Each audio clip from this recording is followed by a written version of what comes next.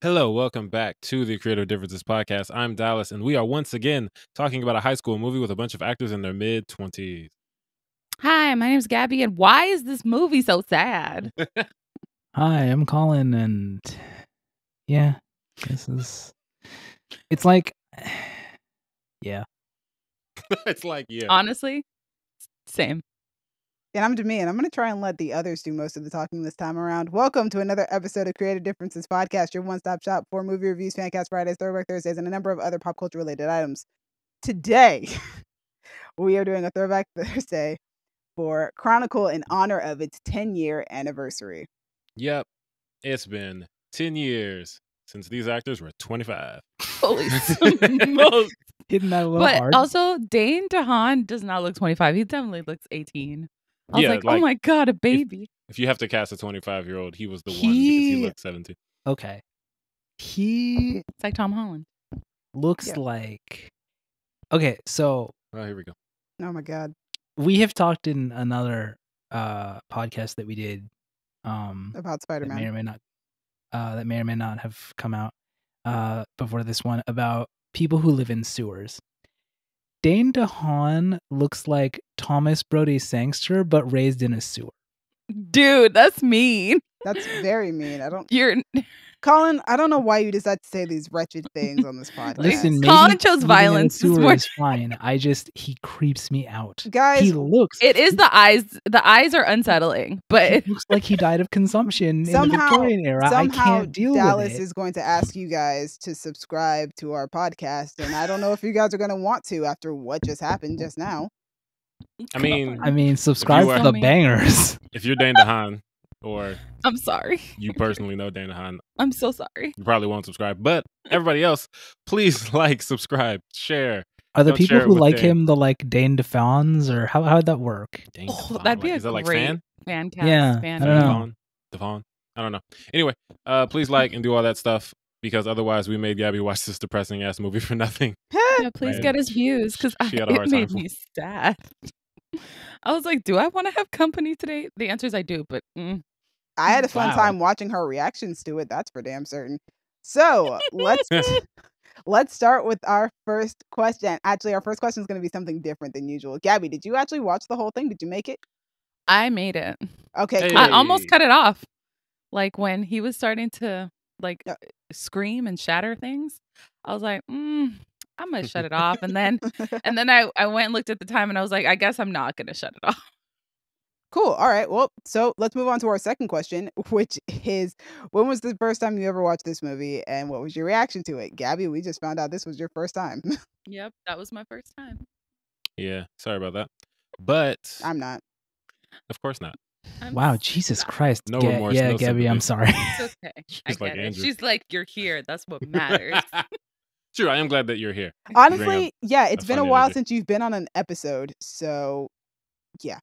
And this is what she gets to come. I mean, I just feel like, This episode is the definition of hello, darkness, my old friend, for me. Hello. Fair. Look what you did. Dallas. Yes, my first time. I want to say I saw this movie in theaters. I remember I saw it, when it was newish. And then I saw it again maybe a year or so later. I liked it both times. I remember feeling like it's real bleak, which it is. But I look at certain things differently now than I did 10 years ago. Yeah. Like, I didn't know the word incel back then. So I would not call him one. I wouldn't either, I don't think, actually. I mean, he is, but we can discuss that later. Well, I mean, until he by the specific definition of what that word is, yes, he is. Exactly. But that's what it is. Like the personality and expression of it. Like no. That. We're not doing that. See, if you say the word, though, that's what I assume you mean. Right. Because that's how it's used. Colin is going by social definition, not by technical definition. Right. But if I'm talking about knowing a word and, what it means, I'm usually not talking about the connotation of the word. Okay. Unless, I specify that. But usually just... Good to know. I thought incel implied that, he hated women, but he doesn't. He's just... It means involuntarily celibate. Yeah, but right, that's all it means, but then there's the social definition, which does include the hate women thing, but that's where Dallas and I were. Because the word did come about from those type of people. Okay, Yeah, but the point she's not is, one of those what type was of your people. reaction when you first saw it? I said it was bleak and I liked it. Colin, what about you? God. Listen, I like having semantic discussions just because you don't. You do. Use that English degree, I Colin. was enjoying that. Well, we Hell could yeah. talk about it when we get to characters. We can go Right? back. Like, we're not in Anyway. the right column for that. Yeah, we're just getting off Columns topic now? as usual. I want to say the first time I saw this was like a couple years ago or something. It was one of those movies that I had heard about mainly from Demi as like a thing that I should probably watch, and I just never did. And then it was like one day I was like, fine, I'll watch it. Cool. I don't remember how I felt about it the first time because I don't remember anything. I'm going to assume I was probably roughly the same person I am now, which means I probably didn't like it, but I can't say for sure. Fair. Sounds about right. I saw this movie for the first time in theaters 10 years ago. I saw it with a friend of mine named Jesse. I want to say that Cliff might have been there, but I don't remember. But I do remember after that movie came out, the three of us used to have a lot of conversations about how there was a good chance that we would do something like that, go into a cave and then end up with superpowers. And then we were trying to figure out which one of us was each of the characters in the movie. Oh boy. I'm sorry, are you Hashtag. meaning to suggest that one of you would be Andrew? Yes. Anyway, the movie is directed by Josh Trank, who directed the newest Fantastic Four and Capone. And it was written by nobody in particular. Oh, right. I like going for that. Wait, what? Let me Yeah. Okay. Don't worry about it. Don't The worry movie about it. stars. and then I'll understand. Yes, it stars a bunch of 25-year-olds. Dane DeHaan, Alex Russell, and Michael B. Jordan. You know, some other people who play other parts, but Those are the three main these are the characters. big three. Yeah, these are our Mm. guys. IMDb summary states 3 high school friends gain superpowers after making an incredible discovery underground. Soon they Listen, find their lives. What's up? they could be super seniors. Dallas, do you know how many movies you're going to have to do that for? Like, almost all the ones with teenagers. Probably, yeah. It's still gonna do it. Of It's course. his thing. Soon they find their lives spinning out of control and their bond tested as they embrace their darker sides. Except Okay. Steve, because Steve is a delight. Yeah, Steve doesn't really. Yeah, he didn't really. We'll get to Actually, him. the But other he one doesn't really- even. What's his name? Matt. Matt doesn't It's really. really go- just Andrew who does Just the Andrew. darker side stuff. Yeah. Yeah, it kinda is. Yeah. But let's talk about the story. It's depressing. Okay, It's no. So this depressing. this story makes me happy and sad at the same time because yes, you get to a certain point and it becomes just sad. But the portion of the movie where we're just watching these three guys like be friends and like explore their powers and do fun stuff like go into a store and pull pranks on people. See, that's a lot of fun. I was hoping the movie would be just that. Yeah, no, it's not. Surprise. But Surprise. like it was unsettling the entire time. You know what I found the most unsettling about this movie is there was no music. I think that's what really made it Yeah, there's no score. the Yeah. creepiest. It's just like no one's trying to cheat the camera. the It sounds just of feels sadness. like real life, but I hate it. That's the point of found footage. Yep. Real life, but I hate it. Yeah, I like stuff like this. I like dark explorations. I love that it starts out about just here are these three guys. Here's a situation in which they become really good friends because that's how teenagers would become friends. Let's be honest here. And then, oh boy, it gets really sad. But I feel like overall, no, I feel like it's mostly about a kid that's sort of unraveling because of the abuse in his life more than, and like he has like a moment of positivity, but ultimately like the abuse like overshadows absolutely everything. That's more how I saw it. And so that's why I'm just like, this is nice, but it feels like it's not going to last. And then it didn't. And I was like, it is both at the same time. It is the story of this kid succumbing to his darker urges and the story of these three guys who get superpowers and become best friends. It's like a sadness sandwich because it starts with sadness, abuse, loneliness, and then we get superpowers and, you know, some making friends, having fun, and then it just gets worse from there. But I do think it feels like a very realistic version of what might happen if a couple of quote unquote teenage boys and their cooler black friend all got telekinesis. Like it's fun until it very much isn't. Cooler than that. Yeah. He and was I loved achingly him. cooler. Achingly cooler. I loved him because he was so cool, but he was also so friendly. He was like, it was just like, oh, that's the aching part where I was just like, oh, he's just a better person than everybody. Yes. Colin, what do you think so about the story? cool. Lean forward. I know that Gaby made you feel weird. I'm sorry. No, I meant like, oh, honey. There we Yeah, go. that's not okay. My heart. Fuck, I don't like this movie.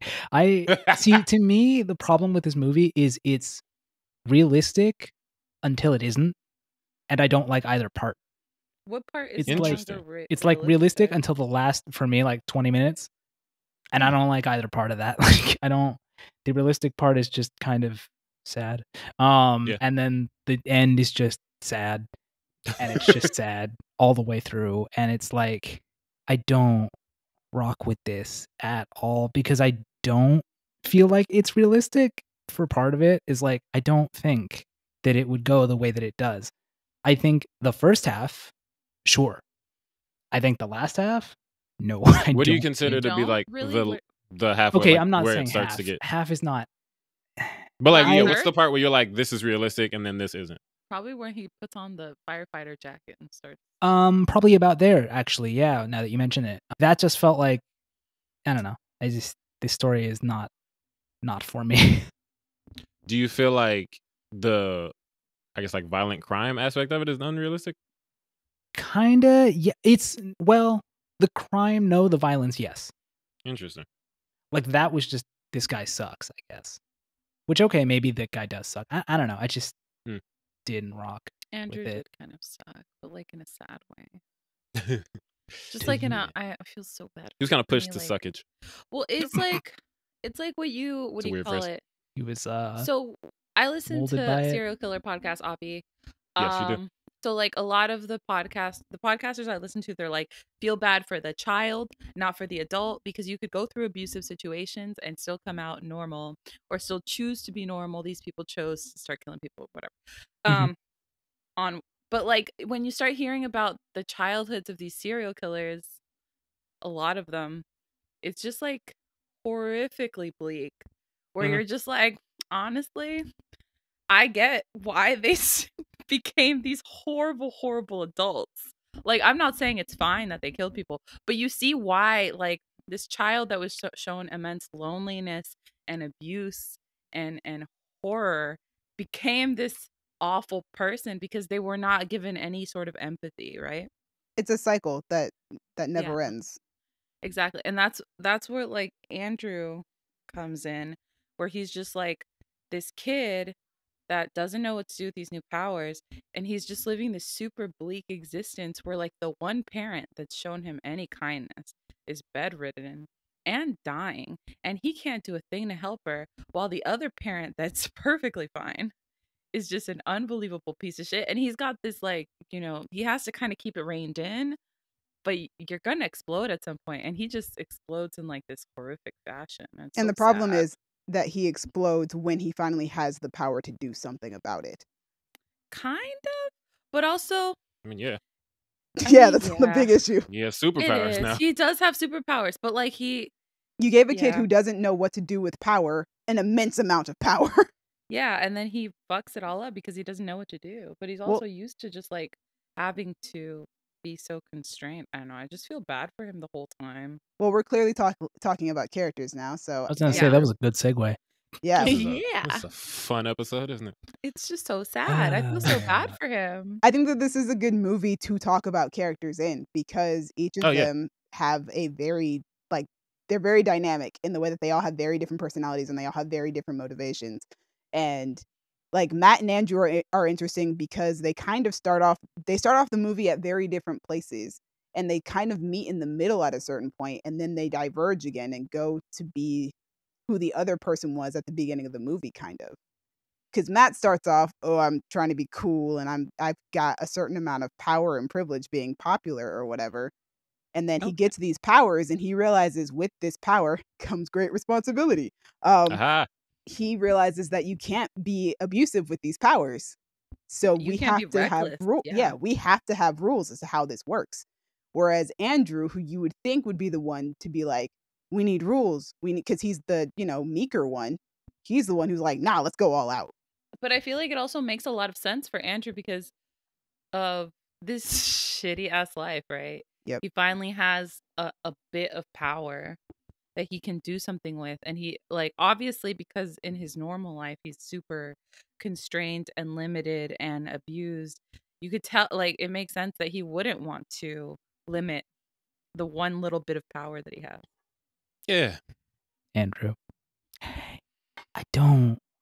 I want to feel bad for him, but he, as a person, I just don't enjoy his existence. Like, first of all, He doesn't enjoy his existence. Put Yeah. the camera down. You're that weird dude who's always walking around with a camera. Hey, It's whoa, fine whoa, if you're, whoa. yes, Hey, yes to me. I'm calling you out. Get over it. hey, Listen, go it's screw one thing yourself. if you're what's her name, Casey, Casey? Yeah, it was cuter. Who? When she who did the girl who's Oh, the like blogger. she's a reporter or something. it. She's She has a vlog. blogger. She's a blog. That's right. If you're doing it like for a purpose, it's still creepy. You're still creepy, Casey. I'm not leaving you out of this too. But I get it. Because you're trying to And be a at least content she creator. asked old boy if she could film him a little bit. I mean, she ignored when he said She, no. Yeah, he said no, and then she kept filming anyway, Yeah, so. she's not great either. She's a content creator who's like, I'm going to show up and do everything for the content. And it's like, girl, no. But also, Boundaries. to be But- fair, he was initially filming so that he could document the abuse that he was undergoing. Which, A little bit, totally yeah. great. Love that, because then you can show that to like social services or But he never did. He just Yeah, kept- why DCFS, doesn't he? you know? I was waiting for him to do that. Yeah, right. Probably because he I- realized that he'd be put in foster care, removed from his mother's care. Ooh, And it could be then that. He's the one. Oh, that's, yeah, like, she can't take care caring of him for by her. herself. And now Yeah. he condemned his mother to death because he well, wanted to get away from his crazy alcoholic piece of shit I mean, dad. I don't know if that. I would say he Shoot. condemned his mother to That's a death. bit- She had can't even give her cancer. Huh? Well, no, no, but like, who's no. taking care of her? He's taking care of her. Yeah, she's saying If that he if gets- he was taken away from the care, then Oh, gotcha. Okay. then I thought she you were would saying probably, in this movie he condemned his mother to No, death. no, when he no. said that I'm harsh, saying, Gaby, like, goodness gracious. if he shows somebody the amount of abuse he's going through, they're going to remove Right. him from the home. And now who's going to take care of his mom? Like, no one. Mm, Not the medical system. No, To you, because as our we saw. medical system sucks. It's the Big worst. trash. Colin, I partially agree with you. So these three dudes, they're all kind of not great in that way that teenagers are inherently not great, yeah, Yep. but they're they teenage have boys. different Mm. flavors of not great. Like Matt and Steve are both pretty douchey in their own ways. Mm, And but Andrew we can is a leave creep. Steve out of this because Steve is a nice boy. Yes, Steve- he's a nice boy who Steve uses is a his nice powers guy. to look up girls' skirts and then tries to mean- record his friend having sex. yeah. Okay, fine. Okay, I forgot fine. about that. You sure did. I There didn't. are certain things in this movie that have not aged well. Yes. No. But were they supposed to? No, they were that's supposed to be douchey. yeah. I feel like they're supposed to come off as douchey as they do, but also a lot of people just Yeah. watch it and be like, "Steve is so great," but Steve is so great, that's because except for he's those great things that relative don't age to. well. I mean, how great can you be when you're doing Max Landis stuff? Anyway, and then like Colin said, I feel like a camera doesn't make you creepy, but I feel like how you use it can make you creepy. That Like, was more what I meant. Like, having a camera is not the yeah, just walking around with a camera It's doesn't make you creepy. I mean, When we all walk you- around with cameras all the when you time. choose the That's Andrew not what route we mean, of It's not on. I'm gonna have it all the time and film all the time, and then I get in trouble multiple times because people are like, "Are you filming me? Can you not?" And I still do it. That's when I'm like, "Dog, Well, but boundaries." also the usage of the camera is very much symbolic of his downward spiral. Michael B. Jordan's character, Steve, does foreshadow early on in the movie when they're having that personal conversation. He goes, "Don't you feel like it's that camera is building a wall between you and other people?" Mhm. And that's what happens. He becomes so dependent on that camera and on his power. It is almost a symbolism of his inability to connect with people. And the more cameras that he gets as the movie goes on, the more he is unable to connect to other people. Yeah, like when Matt is trying to talk to him later and he's like, put the camera down, and then he refuses to do so, even to the point of using his powers to hold the camera away so Matt can't take it. I get all that. I'm just saying, when you go to a party, don't videotape some girl dancing for an extended period of time That was without her creepy. knowledge or consent. Yeah, that was creepy. Yeah, it's a little bit of a creep, but you know. I mean, all three of them are a little bit of a creep when it comes to girls. Yeah. That's what I mean by this didn't age well. Yeah. Yeah, I think in that respect, Matt is the least offensive, only because he has that whole conversation with Casey where he very clearly messes up, which I She's like, deeply "You're love. a douchebag." Like Where he's that- trying to explain himself and like, I didn't think Yeah, I and was it's just cooler than everyone. I bad. just wanted to Like, separate myself. I from wanted to them. not be cool because being cool isn't cool, but philosophers say that. Like, Have you read Uh, Plato? And he was still messing it up right then and there. Just still messing up. It's just So like, you're a good. douchebag, but I'm attracted to you, so I'm gonna give you another chance. He's like, but Matt's like the douchebag, and like he doesn't mean to be a total douchebag. It's just who he He's is. just 17. Yeah, he's just it's like- 17. It felt like he didn't hear himself when he was talking about casually name dropping philosophers. Like, Right. dude, Like, yo, it's funny because everyone else immediately is like, what are you doing? But he Yeah. just keeps on going. Yeah, which is Also- what I mean by I don't think he means to be a douche at Just- times. he just- read No. Sophie's he World kinda is. once and he was like, you know what? This is my entire personality. And it's like, no, dude. You know how I feel about Matt's character? It felt like he didn't want to really, he wanted to sort of be the background fun. I'm having fun with this adventure with these two other guys, but I don't necessarily want to be responsible until Andrew starts doing some out of pocket shit. Then he's like, shit, that's my cousin. I gotta Gotta be say responsible. something. Because like generally it just feels like, well, to me, it felt like a lot of what was going on was a lot between Steve and Andrew. Like Steve was trying to be a good friend. Andrew's going through his crazy shit because his life is a mess. Yeah. And I then think- Matt's just kind of in the background. I think that's why I loved Steve so much, because Steve was Mr. Popularity. And every single time he has the chance to be nice to Andrew, he takes that opportunity. He's Yeah, that's why legitimately he's- a good friend from the moment that he meets Andrew. He's just like, hey, dude, you're crying? Why are you crying? Come on, man. Like, come hang out with us. Like, he's just Yeah. he's Yeah. a genuinely nice guy. He does a few, like I said, the most problematic pocket. things about these guys most of the time is the way that they treat girls. Outside of that, I mean, Steve not is for Andrew, but those not two, for yeah. Andrew. Sorry. For Steve and Matt, their most problematic moments are usually something that has to do with girls. Yeah, Which is what I Steve, mean. like, Didn't Maybe- age well. Considering who wrote this Maybe movie, it for makes Matt. sense. I feel like for Matt, it might be the way that he initially treats his cousin. Because, like Colin said, Matt is a little less offensive in how he treats girls. He just kind of spits philosophy at them. Like, Lou. And I'm But, like, great. like in that first party scene, he says, Andrew, come to this party with me. They get there and he's immediately saying, go Leave me away from alone. me. Don't follow me all night. And Andrew says, I think it's you because told me to Andrew come here. brought that gigantic camera. He told him Well, I not mean, He literally to. had the camera. He had it in the I car. don't think it's that. invite It's- me and then tell me to stay away from you. Like, I bro. get what he's doing. What he's doing is like, don't hang around me all night. Go make some friends. Like, go actually try to be at a party and do party things. That said, you brought a kid to a party who didn't want to come to a party, and you knew probably wasn't going to do those things. And I don't think he's doing that because the way that Steve talks to him, which I do want to make clear, I do really like Steve. I love him. He's the best character in the movie. Steve is great. I just think, he does things that aren't great because Mhm. teenagers are terrible. But the way Steve talks to him, he talks to him in a way that, hey, man, it's not don't cry because that's weird or you're being a loser right now. It's, hey, we're over here. Come hang out with us. And the way that Matt talks to him in that scene isn't, I want you to go meet some friends. Like, he's not even looking at him. He's walking Yeah. away No? from him Okay. saying, Yeah. don't hang around me all night. It isn't, I think this would be best for you. It's what's best for me is if you're not walking around with me and that camera. Which So makes sense when get away. like, yeah, when later. So I think that's the worst bit about Matt. But I do think that he has a great arc in that Yeah. by the end of the movie, everything he's doing is to try to protect Andrew. Even at the halfway point when Andrew was really spiraling, everything about it's Andrew, what's going on with you? I want to protect you. I want to, or like, what why do aren't you- you what's answering wrong? my phone calls? yeah, I'm worried about you. What's going on with you? Can you put the camera down? I just want to have a conversation with you. So I think he has a really good character arc. And I like that. Shout out to Matt. I think they all have really good character arcs. That's one of the things I really like about this movie.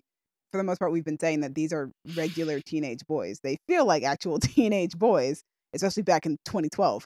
Oh, Yeah. Now I'm like, that man has a 5 o'clock shadow. That is a Yeah. man.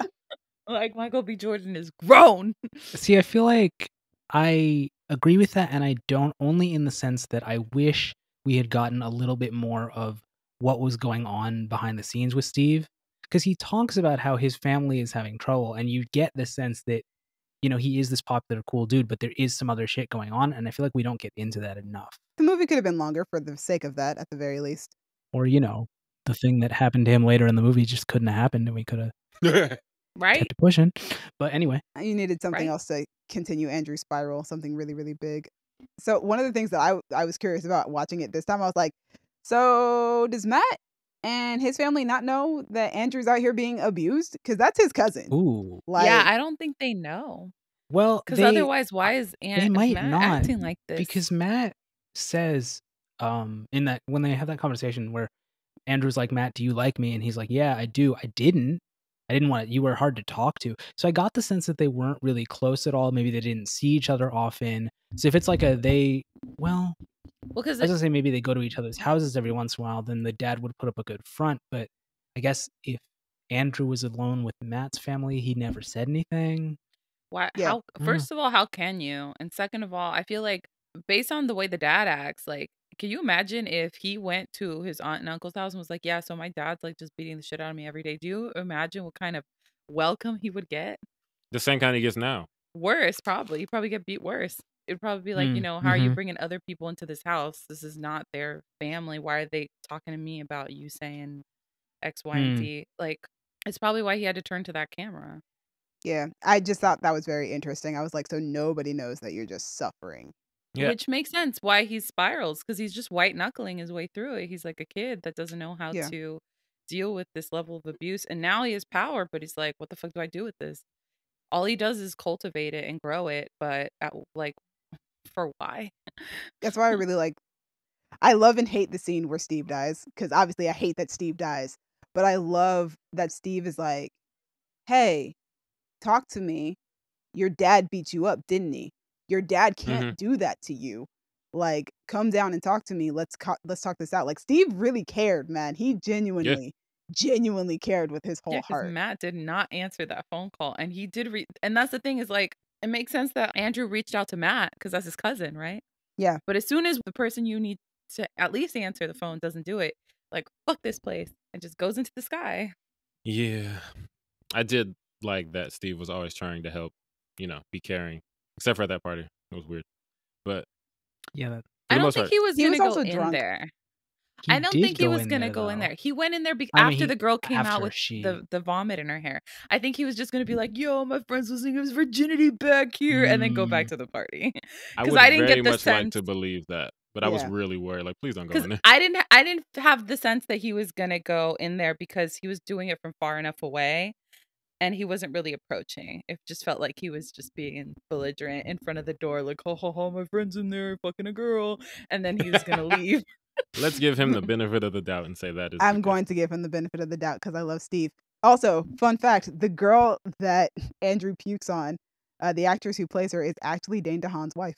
I wrote that in my notes. I wrote Monica, in parentheses, the chick who tries to take advantage of Andrew when he's drunk, in parentheses, is Dane DeHaan's real life wife, Anna Woods. Also, so that's nice.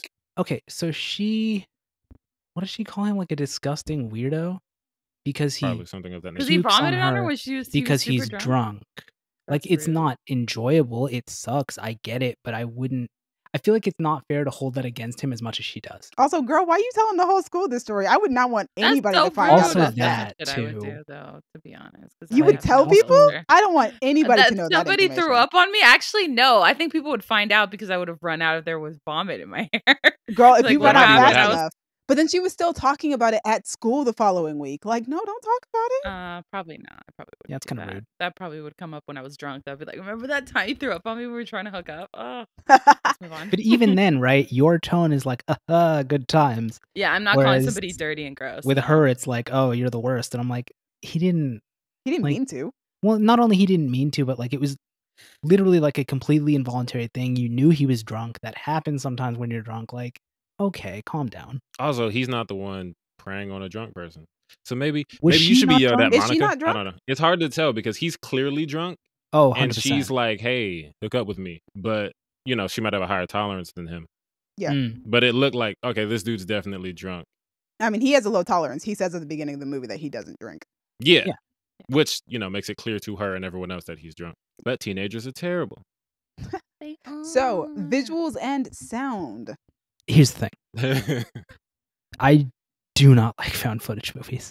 I do. I think this one I don't. I just like there's a certain point at which I get annoyed because it's like you are trying so hard to find different ways to do cameras, and I can tell that you're trying, and I think that's my problem. Like when Andrew's just doing it, it's cool, but then it's like now we're gonna cut to the camera in the hospital room, or they happen to set up a camera for the interrogation in the hospital room that's at the perfect angle, or now it's the helicopters. And I'm just like, okay, I get it. I get it. And I You're thought trying that different was angles. great. I thought that was a great take Yeah, because, just- of course, he doesn't have his camera on him anymore. Like, so what are we gonna do?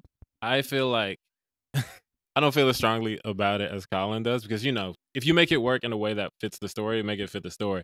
But I do think people in this movie are way too dedicated to filming things because that last scene when Andrew and White Girl are in the car She still and has they're her camera. falling, she's filming everything impeccably well for someone who's about to die. Like, why are you still trying to get the shot, bro? To Put the be camera fair- down and run. Wait, To be fair, as brace somebody who has carried around a camera for different situations, scenarios, whether it be a job or not, there are times where I have occasionally turned on the camera on accident and forgotten to turn it back off.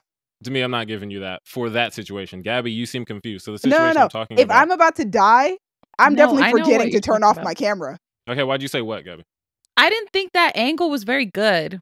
I thought that was just like she was holding it. It's in her lap, and- yeah. Like it's Yeah, I didn't think that angle was like, oh my god, it's perfect. You think that angle would have caught everything we needed to see in the movie as an audience in that situation? I mean, you're falling straight I just down don't and think it's in her she's lap. just No, like, she would have yeah. dropped it. We had Andrew. Like, it was to the point where I was like, is Andrew still filming? I was like, oh no, it's her. Despite everything that's happening right now, she is still filming and still catching everything that Josh Trank's audience needs to see in this scene. It's Fair. ridiculous. I don't know. I didn't feel suspended. I didn't feel like I had to suspend my disbelief for that scene as much as you guys did. But That was the only one for me. Like, it's like, yeah, cops film things, whatever. We want to see him in the interrogation. It's fine. Also, like people who had like their camera phones out and stuff like that, like that was like the beginning of the age of people starting to film everything on their phones because they could. there was Oh, an that? iPad there. Like I was like, yep, the, that was 2012. The onlookers, 100%. I Oh, bought absolutely. that 100%. 100, Like the yeah. guy who like films, them crashing into a building is like, wow, cool. Like, yes, absolutely, 100%. We would do that shit now. We absolutely Oh, would. yeah. That was the beginning of that. I was watching the movie and was like, that's definitely when this started. It was like around that time period, everybody starting to film everything that you see. Yeah. Or like the audacity, of people filming on their iPads. That was very 2012. You film what you got. I really like found footage films. The problem that I have is that most found footage films are horror movies, unlike this one, which is a sci-fi movie. And I loved the found footage aspect of the superhero genre because that's really cool. Like, imagine getting superpowers. Yeah, you would definitely film trying to figure out your Look. powers and how they work and stuff. And I loved Like that about this test movie. one. Yeah, test Or one. like, look up, we're fucking flying. Like, yes, a group of teenagers would film themselves flying in the air. Absolutely. I love that. Like in I love that- Shazam. Yes. I love that they incorporated that it's cold up there because they were wearing parkas and shit. And I'm like, yes, it's cold. I love the found footage aspect of this movie. I think this movie might be my second favorite found footage movie that I've ever seen, with Cloverfield being in first place, possibly. I haven't seen Cloverfield in a long time though, but that was like the first found footage movie I ever saw, and I thought it was amazing. I love the way that the found footage looks. I do somewhat agree, like towards the end of the movie, I was like, now you guys are just finding ways to make sure that we have camera angles for all of this. But for the most part, like, I'm like, yeah, it's a found footage film. Like, you're gonna have to force your way into, at a certain point, having a camera in a certain area to make this work. I like the hospital cameras. I thought the helicopter camera was an interesting choice. Every time the cop cameras would come on, I was like, really? You think their body cams are on? This was 2012, a simpler time. A simpler time. There was Sure. one review that said, unlike other mock documentaries which unconvincingly pass themselves off as real, Chronicle cleverly embraces the format as shorthand for a new kind of naturalism, inviting audiences to suspend disbelief and join in the fantasy of being able to do anything with their minds. Which I kind of agree with. Like, yeah, your characters do anything with their minds. Cameras can move anywhere where they want them to move. Go for it. It's fun. Also, I feel like the progression to Andrew being able to do that with the camera was introduced slowly enough that it wasn't jarring when all of a sudden he could do whatever he wanted with it, right? He slowly started letting it float above him. He slowly started letting him just from like one angle. And then by the time he's having that combo with Steve, that camera can pan because he's really good at it at that point, right? Or by the time you get to the end of the movie, he can grab everybody else's cameras. Yep. And I like that the found footage aspect of the film adds to like the sound design. It speaks to it. So like Gabby said earlier, there's no score. there's no score because all of this is supposed to be diegetic. So whenever you hear music, it is music that the characters are listening to in the film itself. Yeah. And it's unsettling as fuck. I don't like it. Yeah, they stick to their format and they stick to it very well. Yeah, I think it was a good choice because with, a quote-unquote superhero movie, if they just shot it like you would normally shoot a movie, it could feel a lot more fantastical or at points like heroic, but it feels a lot more tragic because it's in his camera and he's the one who we're following. So following it from all of these points to the end, that scene in a lot of superhero movies would be more of the battle against the bad guy. We have to triumph and blah, blah, blah. We're going to shoot all these cinematic angles. But with found footage, it feels real enough that this just feels like a guy who has to kill his cousin and doesn't want to. Yeah. Colin, that's not supposed to be funny. Why are you laughing? That part It's was the really way you sad. said this feels real enough. Like, I guess that's probably something that has happened in real life at some point. But I mean, the situation. I mean, like, that's it what looks, it doesn't look like Mm. Avengers. It looks like somebody's camera, like news footage maybe. But also, and this isn't specific to this movie because idiots do this in real life, don't film your crimes.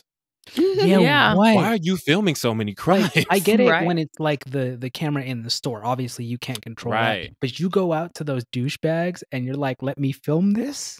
I'm going to throw you. I'm going to rip your teeth out in the hallway Stupid. and then film myself examining your teeth. Yeah, that was because dumb as I hell. Explaining exactly am a how I did serial it. killer. Or he was just unhinged. He's just like completely That was spiraling. surreal, like if I That did it nigga's stuff. a Like he mind was not hunter even on just some- let me examine them, but this is how I pulled this one, and this is Right. how I pulled Yeah, this I got one. this one, the lasso move. I just kind of wrapped it. Got that tooth. These ones, they kind of broke a little bit. Because I think And I he's grabbed like- them from the middle or something. Yeah. He's He was like, this was like just watching him just slowly degrade into just being a psychopath. Because there's also that scene of him with the spider where he just like pulls Oh, it apart. Yeah. Hate that. Which fact Ugh. about the movie, and it's that when he drops his father at the hospital at the end of the movie, he wasn't supposed to drop him. The original script was that he was supposed to use him like the spider and pull him apart. I'm glad they went with dropping. That's much better for my mental state. Yeah, I did hear that originally they were gonna go darker and I'm glad they didn't. worse, but yeah, I'm glad that he also that scene. To me, what you brought up about the family thing, that was the first time I thought about the fact that this guy is Matt's uncle. Yep. Because he caught him, and I thought, oh right, that's your uncle that you're Yeah. catching, and he's an abusive dickhead. But Yeah, you know, but he doesn't know that. All he Apparently. sees I is hope like not. he just sees Andrew, a guy like, falling from a building. I have to catch him. yeah. Yeah. And then he's like, oh shit, Personally, it's my uncle. I would have slowed him down and not flew up there because then you blew your own cover. But he would eventually have to do that anyway. It's fine. Yeah, exactly. I mean, like at this point, he was like, well, the cat's out of the bag. Let's fucking Exactly. just try and calm Andrew down. Time to go catch him. I love that Matt was like trying to just calm his cousin down the whole time. He only did that at the end when he was like, I can't get his attention anymore. And he's really about to fuck up everything. That was so sad. I was like, he's going to have to kill him. And I'm so sad. About it. I deeply love how convenient that spear is. Oh, yeah. I need some. Ooh, Oh, hello. look, a sphere. I got you, bro. And then just, whoop, and I was Listen, like, ooh. It was either that spear or you were gonna have to try and find a way to get your cousin back to the Space Needle. So Yep. Or you could just hit him with something like pull up a chunk of the ground and whack him in the head. You're You right. had That would have options, great. honey. There's hella options.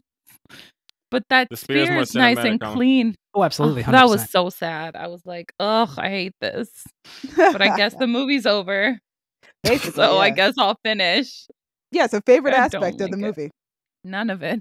Yeah. I'm never seeing this movie again. You don't have to. You don't have Look to. what you did. I don't love wanna Black watch Swan and this I've never kid seen it spiral. since. Okay. Oh, that's actually. I don't know if we got this answer out of Gabby. Gabby, did you think this movie is good? Because Colin doesn't like this movie, Okay, so and you were depressed objectively, by it. objectively, it is a good movie. But Okay. I do not like it. Right, you don't I want enjoy to it, watch it. but you think it's good. It's a good movie. I will give it that. It's an excellent movie. It's great in terms of found footage, but I do not like it. It's really sad. It's extremely bleak, and I'm just not about that anymore. Sad is not Or ever. Gabby's vibe like that. No, Not because in I'm sad this enough in real case. life. Okay, I don't need it in a Yo, movie. big mood. Like, I'm That already is like the mood. like wading through life. I don't need to wade through a movie. That being said, it's a good movie. It's well filmed. The CGI in it is just like imperceptible enough for it being 10 years old. I'm kind of proud of them. Yeah. It's like very well done. And yeah, but I'm never seeing that ever again. So favorite aspect of the movie, Dallas. Michael B. Jordan. No, honestly, I think, and this is one thing that I didn't really say earlier, the performances are all really good. Yes, they are. Like, especially Matt toward the end, because, you know, before that, he just has to kind of be a kind of smarmy, quote unquote, teenager. But by the end, when he's really, really agonizing over the fact that his cousin is going to murder everyone and he has to kill him, like that performance, I'm like, okay, I got you. We knew Michael B. Jordan could act. In 2012, maybe we didn't know that. Yeah. Because unless you saw The Wire, Well, you he might was not on have The seen Wire. him. That shit was sad. Yeah, this was the Yeah. first movie I ever saw Michael B. Jordan in. This was the I think first it time was I ever the saw same him. for me. And he was good too, you know, being the charming guy. Dane DeHaan is the one who really, really had to be acting. And this was the first time I saw him. So I understand why he creeps Colin out. He's Damn, very call it good that at lens this. flare. I need Dane DeHaan to be in like a romantic comedy, and then He I think I'll has be been. okay. But I just He think has about been? I'm Really? gonna find it. I'm gonna because find when I think about him, I think about Spider-Man. I think about this. I think about Cure for Wellness. Yeah. Oh, It kind of shit. sucks Cure to be for typecast as Wellness. creepy. He got those eyes though, and you know what it also is? It's the under eye bags for him. Yeah, he looks that like he's never slept a day in his life, and it makes me sad. Yes. Like, have you done a sleep study? Are you okay? Sir. Do you need some Lunesta? What is it? Do you need some Lunesta? I might need to watch Valerian. Wow. You know what? I Maybe. think I've Oh, seen forgot about something that. I a haven't little seen that one. bit. Oh, he's in Life After Beth. That sounds That's like a romantic okay. comedy, I guess. Sure. Yeah. But yeah, Alright. no, Dallas is right. They all give really, really great performances, which is what I really think. I mean, the movie kind of hinges on them giving good performances, or else you're not going to believe any of this. Yeah. Yep. Colin, did you have something nice to say about the movie? Better figure it out. I mean, I do think that kind of what Gabby said, like the CG on the powers and the way the powers are portrayed is like it's real good. Mm-hmm. Like every time they're doing a thing with powers, I buy it, which is pretty impressive for a movie that's 10 years old. I love the Lego scene. Oh, that. Oh hell yeah! The Lego scene was amazing, and then that edit that they did when he like pushed it down, I was like, "Damn, okay, this looks like some legit stuff." And the baseball the Lego scene scene was when they're beating each other with the baseball, and Michael B. Jordan gets hit, and he just goes stiff and falls to the ground. Oh, I was like, oh, Yo, God. that's how Michael B. Jordan gets knocked out though. Because haven't you seen that clip of Michael B. Of Jordan him getting knocked out on by that- Creed. Yep, that's how it That was happens. rough. That's so Oh, funny. goodness. Gabby, what's your favorite aspect? Probably just Steve and the flying scenes. That's about it. I really did not enjoy it. The moments of brightness. Yeah, the moments of levity whenever Andrew was not hating his life. So I basically, really felt really a bad lot for of the him. first half of the movie. Yeah, I felt like that middle portion before, everything went to shit. Like, I really felt really, really bad for Andrew because he did not give me incel vibes. He just gave me like a kid that has no one vibes. And I just wanted to give him a hug and tell him everything was going to be okay. If you had, he might not have become a psychopath. Nah, because Steve was trying. That's true. Steve was trying. Steve And definitely the was thing trying. is, I don't think it's psychopath. I think he just unraveled. He just reached his breaking point. He broke. He mentally broke. Yeah, he broke. I think that's what it was. But once he lost his mom, that was a wrap. Yeah. And his dad being such a piece of shit about it. Like blaming him Right? for it. My favorite aspect of the movie. I want to say the characters outside of the some of the weird problematic things that have not aged well. I do really like these characters, and I like the different personalities that they have, and just seeing them as friends and their dynamic together as a group of people. I really like that. I think that's always been the part of the movie that stuck with me. Was Steve was super cool, popular jock hanging out with like this guy who wanted to be cool but wasn't necessarily cool, and this guy who just really, really needed a friend. And the three of them became so tight knit. I thought that was really, really cool. Especially because I feel like we don't see a lot of male friendships like that in movies. Yeah. Too bad it Yeah. ended the way it did. Yes. But it's nice to see bros being bros. But yeah, that's basically it, guys. We can't really say what to expect from the future, even though they have apparently they're in the midst of developing a sequel for this movie. This time with I want girls. to talk about this. Yeah, I Wait, wanna talk about what? that. Hold on, they're doing it with girls? Yeah. Yes, they're doing it with that girls. sounds like it's I'm gonna be on horrible. board. I am on board. I am on board. Give me the unhinged feral girls just Well, like sideswiping The people only on the reason road I'm and, not like, down is just because of the kind of horrible things that happen to girls in the world. Ooh, Like, you know I don't what? want to see that. That's fair. See, what I'm Like- thinking is You Mean didn't wanna Girls, see but with this. telekinesis. Don't watch it. But Oh, like that would be fun. angry teenage girls getting back at the horrible society. So the Sure. girls are going to be just out of college, if that helps. Oh my And god. this No. means if the actors are in their Worse 20s, things they won't be can playing happen. teenagers. They Anyway. they'll do worse shit to them. It's why I'm not ever gonna see The Last Duel, even though I heard it's a good ass movie. I'm like, no thanks. I ain't seen that long ass dry ass movie. That might be the Ridley John Scott. Kellogg of movies. People don't want to learn anything anymore, so they didn't like my movie. Like, nigga, it's Shut a the pandemic. fuck up. Wait, who Anyway. said that about the Oh my movie? God. Ridley Scott said that. He Yeah, was like, my movie motherfucker. didn't do well because nobody wants to you learn know- anything. No, your movie Well, he didn't was also do like, well people because are you on filmed their a sexual phones assault or from something. 2 separate angles. No one wants to see that twice. Yeah. Yeah, no, I'm reading Uh-huh. an interview where they said that they're doing Chronicle 2, that they're working on it. It's from like the same guy who produced apparently he produced Man from U.N.C.L.E., he produced the first Chronicle, and he produced Oh. Jungle Cruise, which is why he John was in it. Davis. Oh, Yes. Jungle Cruise? He says we're going to tell it from the female point of view. It will have been 10 years since the event happened in Seattle, and a lot of it's going to deal with fake news and real news and cover-ups. More interestingly, it's the next generation getting these powers that are corruptive. These are young women just finishing college. They are empowered, and this is their journey. You're Should be interesting. I'm gonna need somebody else to see it before me to see if I can handle Gabby, it. you Handle already it? know I'm You going to see can't. it first, but you're probably not if gonna. it's bleak, no thanks. Well, we'll see what happens. They're Of going to course have to it's get a gonna be different writer, right?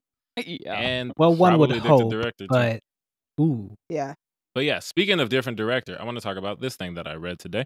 Apparently, they tried to get a sequel going years ago Yeah. before we banished the writer from the realm. And anyway, I have a little bit of an issue with Josh Trank because of some of the ways he talks about it. So when the sequel picked up steam, the director did everything he could to stall progress. This is a quote from an article.